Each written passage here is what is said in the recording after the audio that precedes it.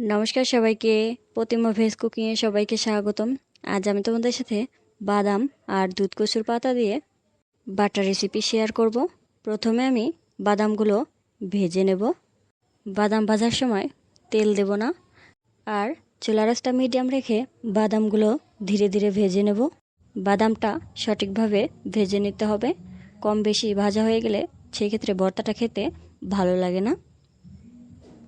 ভাজতে হবে, আর মাঝে মাঝে দুই একটা উঠিয়ে হাত দিয়ে চোচাটা ফেলে দেখতে হবে বাদামটা ভাজা হয়েছে কিনা। দুই এক পিস খেয়েও দেখতে হবে। বাদাম ভাজা হয়ে গেছে, এবার হাত দিয়ে দেখালাম। এবার বাদামগুলো নামিয়ে নিতে হবে। বাদামগুলো ঠান্ডা হয়ে আসলে চোচাগুলো ফেলে দিতে হবে। এবার বাদামের সাথে যেহেতু আমি দুধ কচুর পাতা দেব, তাই আগে কড়াইতে দুধ কচুর পাতাগুলো একটু ভাপ দিয়ে নেব। দুধ কচুর পাতা দিয়ে দিলাম, আর দিয়ে দিলাম পরিমাণ মতো জল। এবার লবণ দিয়ে দেব। এখন আমি অল্প করে লবণ দিচ্ছি, পরে আবার আরও একটু লবণ দেব। লবণ দেওয়া হয়ে গেছে, এবার মিশিয়ে নিলাম। আর দিয়ে দেব কাঁচামরিচ। এখানে ঝালটা তোমরা তোমাদের পছন্দ অনুযায়ী দেবে। মরিচ দেওয়া হয়ে গেছে, এবার একটু নেড়ে ঢাকনা দিয়ে ঢেকে দেব। আর এই দুধ কচুর পাতাটা কিন্তু পরিষ্কার করে ধুয়ে ঝুরি করে কেটে নিয়েছি। বেশ কিছু সময় ভাপ দিয়ে নিয়েছি।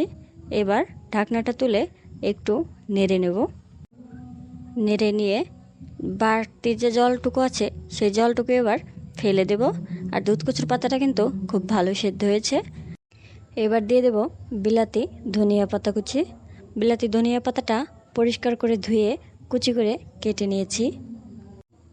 বিলাতি ধনিয়া পাতা দেওয়ার পর খুব বেশি সময় চুলায় রাখবো না, অল্প একটু সময় নেড়েচেড়ে ভেজে নিলেই হয়ে যাবে। পাতাগুলো ভেজে নেওয়া হয়ে গেছে, এবার নামিয়ে শিলপাটাতে বেটে নেব। প্রথমে দিয়ে দিলাম দুধ কচুর পাতা, আর দিয়ে দিলাম পরিমাণ মতো লবণ। এবার এই দুধ কচুর পাতাটা ধীরে ধীরে বেটে নিতে হবে। যে কোনো বাটাই শিলপাটাতে করলে খেতে বেশি মজা লাগে। এই বাটা দিয়ে একবার ভাত খেলে এর স্বাদ কখনো ভোলার নয়, সারা জীবন মুখে লেগে থাকবে। আজকের এই রেসিপিটা দেখে তোমরাও একদিন বানিয়ে খেয়ে দেখবে, আর কেমন লাগলো সেটা কিন্তু জানাতে ভুলবে না। প্রথমে একবার বেটে নিয়েছি, এবার আবারও পুরোটা পাতা এক জায়গায় নিয়ে আবারও বেটে নিচ্ছি। পাতাগুলো আগে বেটে নিলাম, আর এবার দিয়ে দেব বাদামগুলো। বাদামগুলো আমি খোসাটা ছাড়িয়ে ভালো করে ঝেড়ে নিয়েছি।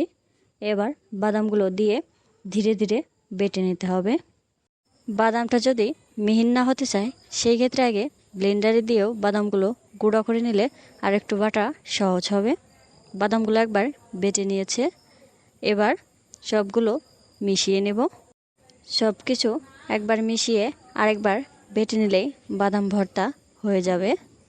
সব কিছু মিশিয়ে নেওয়া হয়ে গেছে, এবার ধীরে ধীরে আবারও পুরোটা একবার বেটে নেব। আজকের এই রেসিপিটা তোমাদের কেমন লাগলো অবশ্যই কমেন্ট করে জানাবে। সবাই ভালো থাকবে, সুস্থ থাকবে। নমস্কার।